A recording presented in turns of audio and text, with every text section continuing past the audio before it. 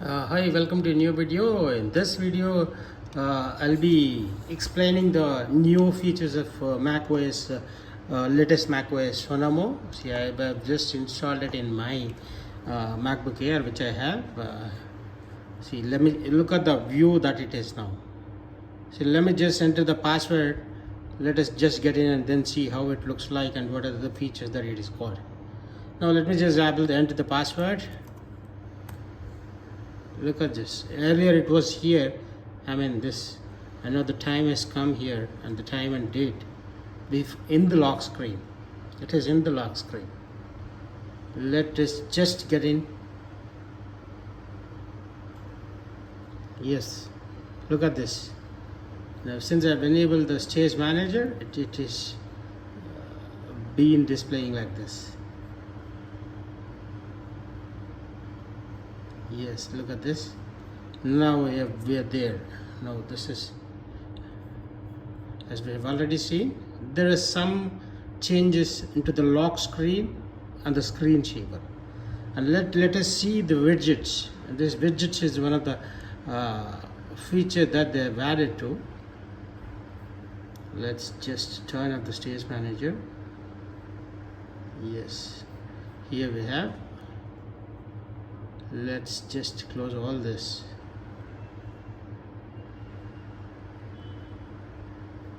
To manage these all, we have stage manager.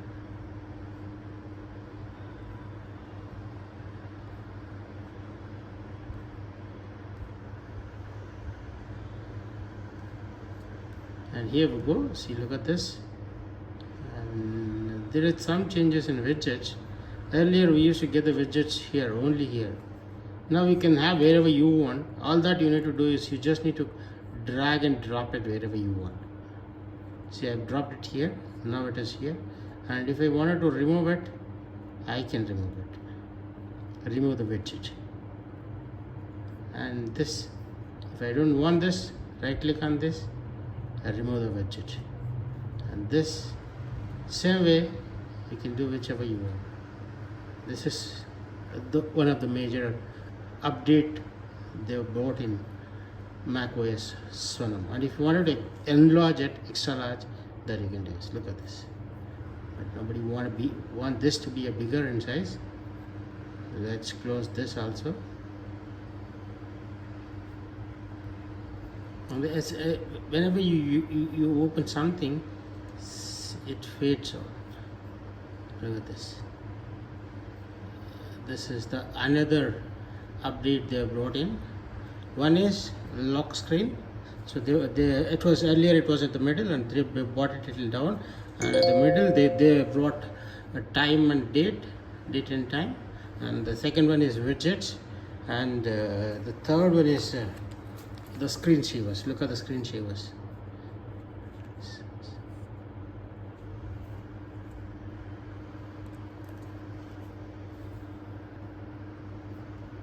Let's just look at the lock.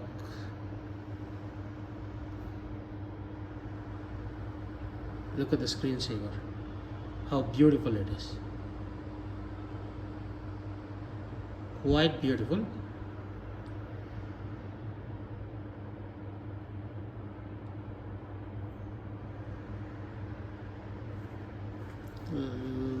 Let's go to other things. It's a video conferencing. Let's just enter it. In the video conferencing part, they have made some enhancements even. Let's click that video conferencing part. So in this, you can react with the hands. When you shake your hands, that will do some kind of action over there, like flowers, such kind of things. And there are some other enhancements which they made into. And then now the major one is Safari. Safari, they have brought in some profiles, whereas you can create different profiles for your work and personal, like that. When you want, it segregates all the cookies, browser history, and extensions, all this, whichever you use, I mean, that will be segregated. If you want them to be only on personal, that will be on the personal, or if you want them even to that, you can add it according to. So that is how it will be benefitable. Let us just see how the profiles works. See, here we have since I have already created, I'm in my personal now. See, look at this. If I wanted to jump into my some other things, I have created personal, work, BYOD. Let me get into the BYOD thing. See, look at this. Now it is showing BYOD, and I wanted to be in work. Look at this. This is how it won't merge all the information, like merge all the settings, so that it keeps everything separate, and which is it will allow you to work, which allow you to serve whichever you need. I mean, it will not mix up all the things and make things difficult. So that is how it is. And let us just see how to create this profiles. Now click on Safari settings. This is one of the way which I did, and you might have some other. See, let us just delete all and do it from the beginning.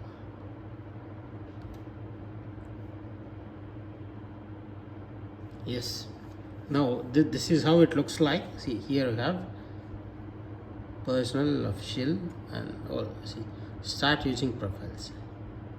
It will ask you the name of the profile. I'll keep it as personal, and symbol I wanted to keep this, and color I want to use personal as red, because nobody want that to be touched. Create new bookmarks, and if you have any other bookmarks, that will merge with this. Use existing. If you have a folder with bookmarks, that you can add it here. See, everything. See, and I just wanted to create a new one. See, now the personal has been created now. And see, I'm in personal now. I wanted to create some other thing. The work. Yes. Color, let this be, no problem. And that's it. See, this work is created, and you can have one other one created here. See, maybe by OD. This. See, look at this. See, profiles allow you to keep your browsing separated. You may want to set up a profile for work or school. Your history, cookies, and websites data will be separated per profile. So which it is very useful. It will not mix up all the things. I think it is quite cool, important, useful feature which they brought into MacOS Sonoma. So that is how it is. And if you wanted to log in, I mean to say that profile, whichever profile you are in. Let us just get into now. Let's open Safari and see. See, now I am in personal. Switch profiles. Look at this. Personal, workflow, whichever I want, I can just shift to that. Yes, BYOD. Now the BYOD. That is how it is useful. Now this is very useful. Now let us, and then they brought in some other feature into this private browsing. See, in private browsing, earlier it was there, they made some enhancements into this. See, earlier when you are not using, it was not blocking it. Now, whenever you are not using private browsing, that blocks all incoming traffic. It will not allow any other traffic to spoof you or to get your information. That is the other feature which they brought into the Safari. And then and there is one more feature, whereas if you want to use your website as an app, that you can use it. See, let me show you. Now I'll go to apple.com, and now I want this to be as my app. wherever I have kept some apps kind of apps here, I want this website itself to be like an app. So how do I do that? Let's just look at that. See, file, click on this add to dock. Yes, add it. See, it has come here. No, it will be like app, separate app for me. I don't have to go and keep typing and getting the things done again and again. See, it is very quite useful, simple, quite useful. This is one of the best features they brought in. And let us check other things. And the other thing is passwords can be shared among a group of people. See, if you wanted to share a password to certain people, you will have to create a group of people, whereas you can share that password for certain time, or if you wanted to share it for permanently. And if you can add people and you can delete whenever you want. That we will have to explore it. And then the PDFs and notes. PDF, they brought in some autofill capability for this, so that filling the forms is become much more faster than earlier, because this autofilling is quite useful in this. The notes is they made some kind of enhancements even in notes. Whenever you are doing something with the notes, and if you want that to be stored on Word, like pages, not Word, pages, so that directly you can do it from notes to pages, which is quite useful. And that has some kind of meaning in doing it. And privacy and security. Let us talk about the privacy and security. In the privacy and security, they have brought in some good and useful features, like whereas sensitive data. So whenever you are trying to search something in online, so if it is like explicit content, when you're doing it in front of somebody with your parents or with your kids, that should not get displayed there, because it is a kind of disgusting thing. So when you try to search something and it flashes, that's very bad thing. So to block that, you have something called sensitive data. Like you can enable or disable it. I mean to say that you can blur the content, explicit content, by going into the settings. Now let us see how to do it. Go to settings, and then privacy and security, and from here scroll down. Here you have sensitive content warning. See, now I have enabled it. So by default it was disabled. See, now I have enabled it. Now I'll go to Safari and Google. I'll search for some porn content, porn images.